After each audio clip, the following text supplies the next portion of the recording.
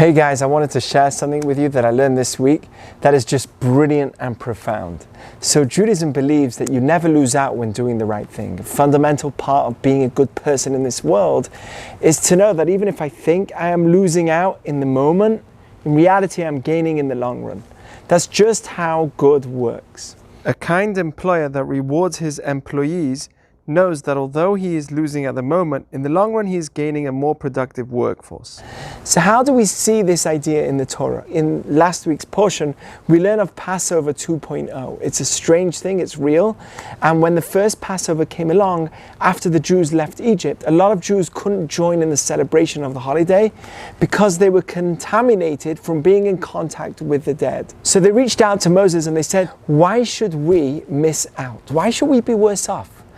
And to this, God agrees and says, for asking, I will give you a second Passover every year, a month after Passover, and it's called Pesach Sheni. And the obvious question that is brought up is, what do you mean, why should we be worse off? Difficult circumstances can't change reality. If you miss the date, you miss the date. How can you ask for such a thing? Where else do we see such a phenomena that if you miss something, we make a new holiday specifically for you? It's like saying, hey, you've been traveling and you missed Shabbat on Friday night and Saturday, so you know what, let's just make up for it on Wednesday. It simply doesn't work. It's like trying to celebrate your 20th birthday when you're 25. And the answer that is given is brilliant by the Or HaChaim is that they didn't just miss out. They were doing something that God told them to do. They were doing mitzvot, like taking care of the dead. And for that, they had the right to ask, why should we miss out? Why should we lose? You see, when doing what is right, you will not lose. God will even make a new holiday just for you. And this actually happened this year to the famous Eli Beer.